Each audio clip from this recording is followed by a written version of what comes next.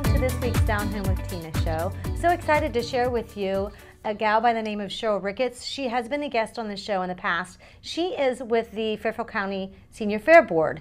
And unless you really ask the question, I guess, do you realize what all it is that the Senior Fair Board does for the Fairfield County Fairgrounds? So if you'll stick around, you can learn about that. Also, I'm going to have a couple of 4-H'ers. I always love to have them. The Fairfield County Fair is coming up, and it will be here before we know it, beginning on October 8th, and so much more of that yet to come on upcoming shows. It's Down Home with Tina. Don't go anywhere. I'll be right back. My name is Allie. I just became 14 years sober at the end of last month. Through the support of my family and friends, I got the courage to ask for help. And through treatment services and the recovery community, I was able to start my recovery journey. Now I get to work as a peer supporter and an addiction treatment navigator, where I get to help the next sick and suffering. If you don't have family and friends that can support you right now, you can find those supports through treatment providers, the recovery community, and peer supporters like me. Every life matters, and your recovery is worth it. This message is brought to you by the Fairfield County Adam H. Board. The Frankie Smith Funeral Home and Crematory in Lancaster and the Johnson Smith Funeral Home in Baltimore have a long and wonderful history of serving our community. Feel free to give us a call at 740-653-0652. Stop in and see us at either of our 2 locations, 405 North Columbus Street in Lancaster and 207 South Main Street in Baltimore. Respect for tradition, regard for change.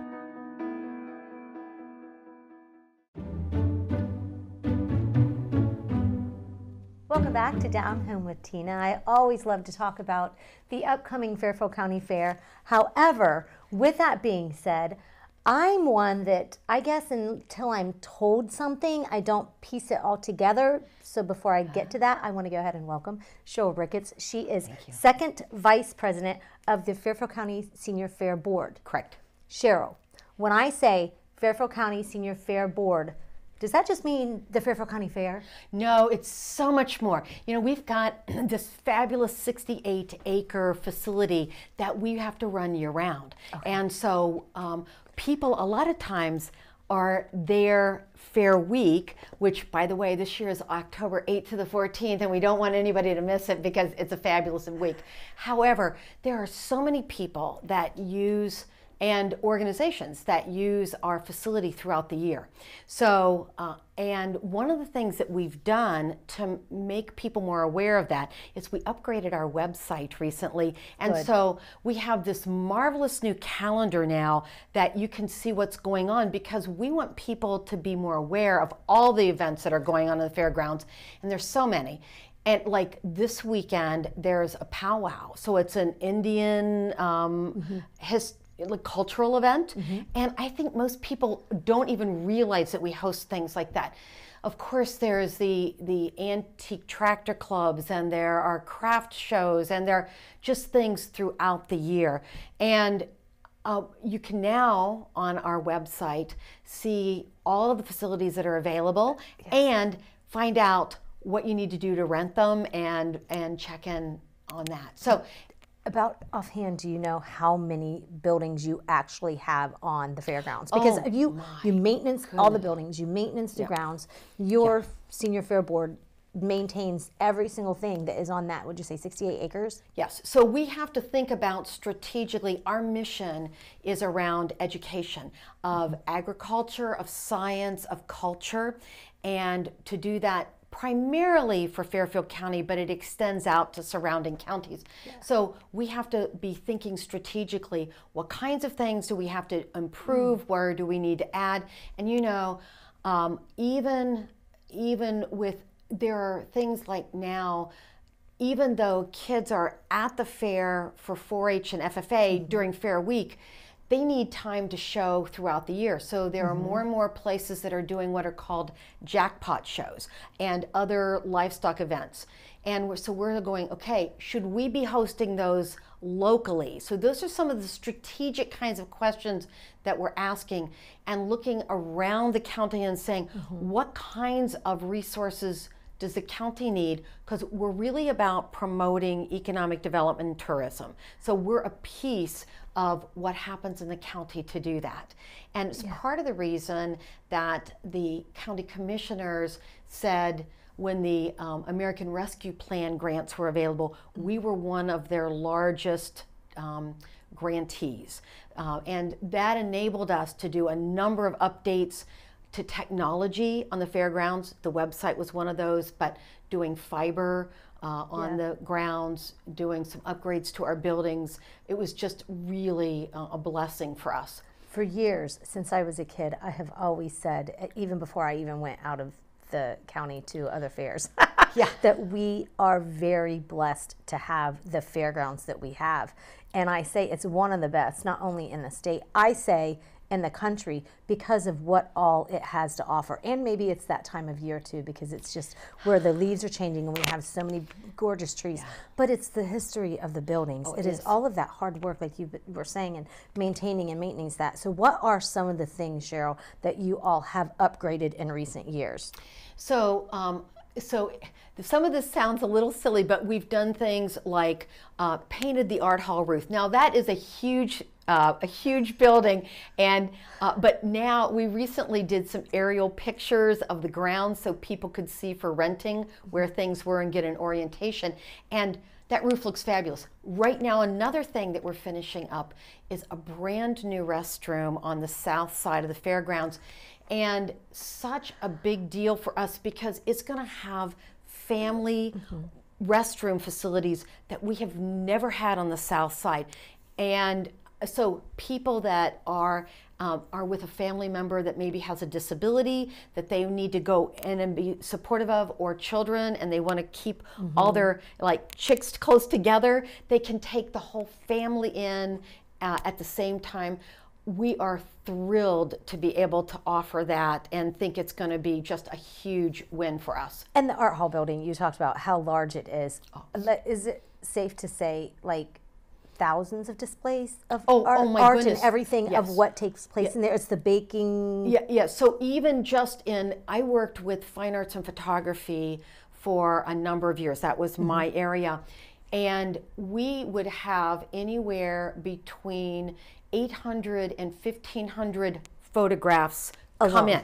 Alone. And then fine arts is anywhere from 250 to 450, depending on the year. So that's just that wing alone. And that's, so there are so we have commercial displays in that area. Of course, we've got the hobby stuff. We've got quilts. We've got crafts. We've got cooking. We've got all the farm products. All of that is in that one building. It's enormous, the number of venues and the things that people bring in. We're just so thrilled with that. Just that building alone, I can imagine, just to keep it managed and maintained. And interestingly, we upgraded our restrooms in the art hall. So we did some revisions, especially to the men's. Yes, that's right. So the men's art hall was upgraded. And so we redid the track, we've done paving on the grounds. We have so many people walk the grounds every day. Like it's it's almost like they feel like it's their local park. And they use it that way. We've updated our security. I don't know if people remember, but a couple of years ago, our historic grandstand burned down. And so we've put in gates now so that we are closing it off at dusk, opening it at dawn, and that way it enables us to have a little better idea of who's on the grounds and make sure that most people are wonderful, but you have that very tiny percent and you get up and cause trouble, and just we just can't deal with that. It's too expensive. How old is our fairgrounds, Cheryl? With you we started in 1850. So we've been around for 174 years, I think. This is our 174th fair, I think, this year. By the way, I do want to add, you mentioned the bathrooms and the upgrade. I just have to say, barely one person fit in a stall. So that was much needed for those of you who may have not been to the fairgrounds ever, or have, and you go, I'm never going back because I could barely fit in the bathroom. Yeah. Really. Yeah, it's that's what I said when I did a presentation to thank the commissioners, and I said, you know, we're at a place where and I'm not a big person, and I'm like going, I can barely fit, and so I'm like going, it's going to be so much better. So bring one child alone if you have 2 or 3. One is usually standing outside or at the end, because so I think it's great. We've got a couple of minutes left. Let's talk a little bit, if you would, about the fair this year and what to be expected for the entries and things like that. Okay. So entries have opened now, both for open class and our junior fair. People will be completing theirs. Although they've been working on the projects for a while and they entered them through 4-H or through FFA, now it's time to enter them for the fair. And the fair books are now available. We also have fair entries, so you can enter online. There are opportunities to still get support in our fair office. And one of the things that I want to mention that's in addition to our fair office is we had been operating on a reduced staff in our office. We have re-added a treasurer and concessions manager to support our fair manager, Jim Marcinko. So Brian Block is our new treasurer, and concessions manager, and we're delighted to have him on board. So that's a new face people may see. And I'm thinking maybe Brian might be the person that I've got scheduled to come at an upcoming show. That'd be fabulous. I think, don't quote me on that, but yes, so that would be really great to see what all. Anything else before we get out here? Your website, what is the website? Okay, so it is fairfieldcountyfair.org. fairfieldcountyfair.org. We hope people will check out the calendar, the rentals. You know, you could have graduation parties, you could have bridal showers. There's lots of things that you can do at our great facilities on the fairgrounds, and we hope people will use them year-round. Something going on almost every week right now on the calendar, so that way folks can just, if they want something to do, they can find it. Check it out. Check it out. Cheryl, thank you so very much. I'm delighted to be here again. Thank you again. And of course, I will have you back eventually. Folks, don't go anywhere. I've got a couple of 4-Hers coming up next. We're going to talk about maybe their projects and how long they've been in and things like that. It's down here with you.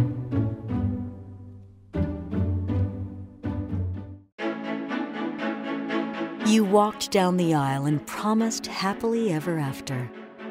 Sometimes happily ever after means ending a relationship. We know the conversations are not easy. Deciding what's best for you, your children, and your next steps takes work and communication. At Dagger Law, we know there are no monsters in a divorce, only people trying to find their way. Local, trusted, experienced. Dagger Law. The staff that have been here know what it takes. They've been on the other side. They see what it takes to make someone comfortable, to make the family comfortable, and really what kind of support they need. And so I think that's what really makes Fairhope what it is.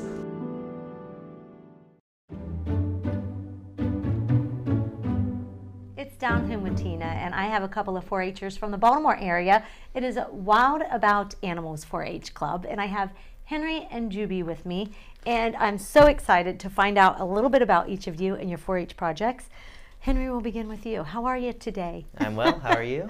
I cannot complain. Again, I'm just so excited because 4-H is such a fun program, I think, to participate in and be involved in, and I believe that it teaches the youth in our community so many different things. So how many years have you been in 4-H? This is my 8th year in the 4-H. Okay. What grade are you in? Going into my junior year in high school. So have you been in it, I'm trying to calculate it, from the beginning? Since 3rd grade, yes. Since 3rd grade, yep. So 3rd grade or 8 to 9 years. What are some of the projects that you have done? So in Wild About Animals, we're actually a very livestock-oriented club, so you have to be taking animals to the fair to be in our club. So I've taken market hogs 8 years, so the entirety of my 4-H career. And all my aunts and uncles, there are 6 of them, including my mom, is 7. And their side was very into the hogs, so we've been taking those, and it's been a lot of fun. And then 4 years ago, my parents took a trip to Scotland and discovered the Scottish Highland cattle. So 3 years ago, we purchased 3 from West Virginia, and our fold, which is the name for a herd of Scottish Highlands, has since grown to 13 at the moment. So we have those as well. Wow, hogs and then cattle. Yes, ma'am. Those are very, very involved They are. They absolutely are. projects is what I'm trying to say. Yes, yes. So can you share with folks what it is like with the hogs, and then maybe the difference, of course, between what is expected in 4-H and your project from one to the other? Absolutely. So I guess the main thing would be for cows. Those are on our property year-round because we are raising them. For market hogs, we will purchase those around June time. Okay. And in 4-H, there are certain possession dates that you have to have your animals by. So this year, I believe it was June 30th that you had to have your animals by. And then once you have those animals, for hogs, you're raising them from their birth weight when they're born in March. When you get them, they can be just at any range of size, and then you grow them to about 280 pounds is the most they can get for the fair. Wow. And you are just out there constantly working with them, making sure they're going to be well behaved when you're showing them in the show ring, making sure they're well groomed, they're fed, they have water constantly, you're changing bedding. So it's definitely a very hands-on project, as you said, with large animals. Every day? Yes. More than once a day? Yes. Yes. And what it's like when you get them to the fair? Because then it's constant, isn't it, manicuring them and taking care of them? It is, it is. So we will move in on a Saturday, and then our show is that Monday. So it's kind of very hectic on Saturday, getting animals on and off trailers and finding your pens and getting settled down to the fair. And then Sunday is really just monitoring, making sure those hogs are as filled out as you want, and just tinkering with electrolytes and all of that at the very last minute. And then Monday, show day, you're going to go wash them, put on your fancy outfits, and go out to the show ring and just try to present your animals the best you can. What are some of the things you enjoy about your projects? I really love how it just connects us to our roots. So this is the 4th generation of my family on the Miller side to be showing cows. So it started out with my great-great-grandpa, Jim, and he did a 1-ton project, which is where you grow a litter of hogs to 2,000 pounds. Wow. And then take them to market. So Wow. just getting to kind of honor that legacy and go out into the show ring and try to do the best I can with the hogs is very special for me. Henry, I want to get back to you. Hopefully we'll have time because you did spend some time at the state fair, correct? I did, yes. Yes, so we're going to talk to Juby a little bit. So this is your 2nd year in 4-H, correct? Yes. Yes. What projects do you do in 4-H? I'm doing market hog and how does your garden grow? Okay. What is it like for doing a market hog? It's hard work and try to keep the head up, and sometimes the pig is very frustrating. I was going to say they can be difficult and Yep. stubborn, can't they? Can you do anything in particular to get them to listen to you, Juby? You use a whip, and You then do, yes. to turn it, you have to hit it on the head, not on the head, just like at the side. To get their attention. Yeah, it's kind of like right here, right to the side of their kind of snout. What do you call that there? Their snout, their, yes. Yep. Snout jowl. I obviously have not had any hogs in 4-H before. So what is your favorite thing about the hog project? About like when you're done with it, you get like some points, and then if you get like so much points, you can go to a camp. Nice, nice. Now, you said the other project is what? How does your garden grow? Will you share a little bit with that? Because that's considered, Henry, tell me if I'm wrong, is it a still project, is what they call those? A Believe project so, where yes. it's kind of like, Summer it's projects, for summer yeah. projects. What is that like? It's very interesting, and then the 2nd year is like more funner because you can do more things in there. Yeah. What have you grown in your garden? Because you grow a garden, right? Yeah, but it's like kind of like flower. It's like a flower project. Okay, so it's like flowers that Yes, you're growing? you do like pots, and then you do like container pots, and then you try to keep them live and make it look beautiful and think good. I'm not very good with plants. If you see my plant down below, it was shedding the whole way up to the to the set today. That means it was falling off, and I was finding it. So how did you do? Have you been doing this year with your summer project? Good. I made it to state fair. You did? Uh-huh. Oh, what was that experience like? It was good, and then tomorrow I'm gonna like get my do my judging, and then So I'm going to get my reward for my pig book because I won my book contest. What is your favorite thing about 4-H? About all the good rewards you get. Yeah. Do you get to meet a lot of different people? Yeah. Yeah. What do you have, because if you were adopted, you've been here for a few years, Yep. and I wanted you to teach me how to say, it's Haitian Creole, right? And then we'll talk to Henry about his award that he's won. What's your favorite word to teach people that they say wrong sometimes, Henry? No, we're teasing. My name. Sometimes they say Dobie, Joby, so many things. And it's what? I'm saying it correctly, right? Yeah. Juby, right? Yep. Juby, yeah. Because it's spelled with a D. So Yep. it's just that D is not in English pronounced. Yep. So it's Juby, yes. And then bonjour, bonjour. How do you say that? Bonjour. Bonjour, bonjour? Yeah. Bonjour, okay, good. Yes! Now I'm not gonna say it wrong. Now, Henry, let's talk a little bit about, thank you so much, Juby. Share with us a little bit about, you just won an award, a pretty big award at the State Fair. Yes, so I won the Clock Trophy in veterinary science this year at the State Fair. So the Clock Trophy is just the first place winner at the state level, and that all starts at the county level. So for the vet science project, we receive a book that we need to complete, and we get to pick and choose a certain amount of activities to do inside that book. So some of the activities will model kind of genetics in livestock, and some of them will model how they test for diseases in animals. I got to go shadow a few vets with this project, and that was a lot of fun. That's so I was judged at county, I won at county. I was fortunate enough to get to represent Fairfield County for vet science at the state level, and then we went out there at 9 in the morning, interviewed, and then at 3 o'clock at the award ceremony, I learned that I won. Very, very nice. Congratulations. Thank you very Let's much. share with folks. So our county fair, it is, I think it's the last fair of the state. It is, yes. In the state, county fair in the state. And so being that the state fair is in what, July, August? August, yeah. When is the state fair? It's like just... Yep, the yes, transition it's of like July to August. To August, that's what I Yes. thought, because yeah. So with that, you are taking things to state fair from last October, correct? And then your new projects will be this year, and then you'll go to state, or how is that? So anything livestock that Fairfield County takes is probably going to be a separate set of livestock. Like for market hogs, you want them at market weight, so you'll have to have a second set of market hogs and then take different pigs to the county fair. But our summer judging is the beginning of June. So that is what goes to June. state? Yes. So Oh, I the never judging knew for that. county is right before, and then kind of at the end of the month, we then take it to state. Oh, that's really cool, because I wasn't quite sure not being in. I know, folks, I wasn't in 4-H, obviously. And I don't think I actually asked that question in particular for.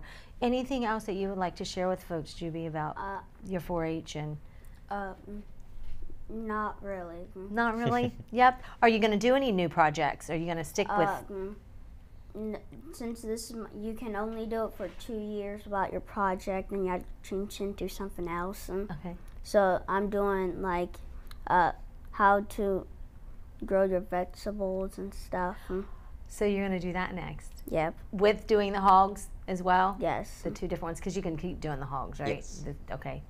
Well, good luck with that. What about you? You're just going to keep on doing what you're doing, right? Yep. You're almost at, what, a couple years left? I am. Yeah. What are you looking forward to for this county fair coming up? This county fair, I think the Highlands, I'm looking forward to them, because the last 2 years that we've taken them, it was kind of learning the ropes, but this year we kind of have it down.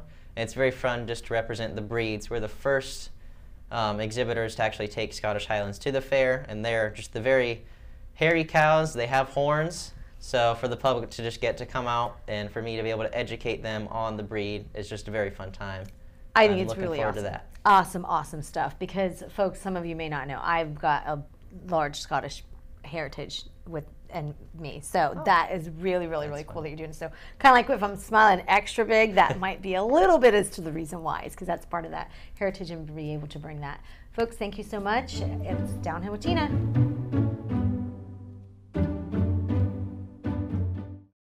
The central and midwestern U.S. averages more than 850 tornadoes each year, and lately, the number of floods has been rising in the region too. So chances are, there will be more twisters and floods near here again. And between school, sports, and social lives, chances are, you won't be with your kids when it happens. Will they know what to do?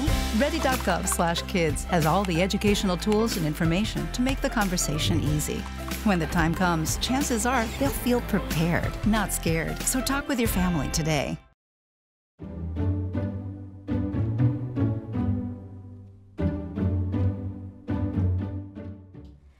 It's Down Home with Tina. And folks, I love the Fairfield County Fair.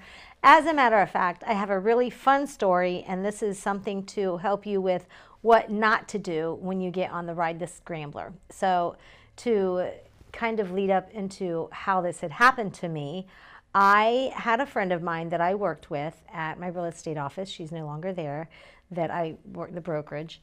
And her son was 10, and he was going to be there because she was working the booth at the fairgrounds and the grandstands, that they have a whole bunch of booths and stuff, so the office has one there.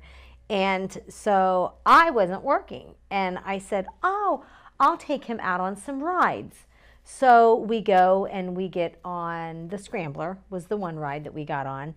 And so I didn't want to squash him, because if you've ever been on the Scrambler, the way the ride is, you go in and out like this in a circle. So you kind of like, it's, yeah. So I didn't want to squish him. I hadn't been on that ride in many moons, but I knew where to sit if you have a smaller person with you. And he was smaller than me. So he's sitting there and I'm on mine, and or I'm there and I've got my bag. In my bag is my bottled water. And also in my bag, something that many folks don't know, but you will now know, is that I carry a bottle of what's called Poo-Pourri. You can Google that if you would like. It is good for any kind of stinky situations that you might find yourself in. And it worked great when I was in a class full of people at one time that sometimes had, yeah, anyways, it does good. It covers certain smells. Anyways, I had a big bottle of that in my water bottle in my bag. So I'm walking along now, we get done with the Scrambler. Now I felt my bag was smashed up against my side on the Scrambler, right? So we're walking along and I decide to get into my bag, and I pulled out and I was like, I put my hand in and I went, oh no, oh no. And I smelled my Poo-Pourri. My bottled water had broken out into my bag. Mind you, my bag has my wallet and everything in it. My checkbook, all that. The bottled water was smashed open. It had smashed to where it had opened up and spilled out. And I looked at the young man and I go, you're not going to believe this. And I tilted my bag like this, and water just came pouring out. And he looked at me and he goes, Miss Tina, I just knew it was going to be an entertaining day when we went on rides together. So folks, one thing you don't do is put your bag at your side if you're going to be the person that gets squished on the Scrambler. That's my fair story. I hope you like it, and I hope you take my advice. I hope you have a great one. Until we meet again next time, God bless and good day. Thanks for watching the Down Home with Tina show.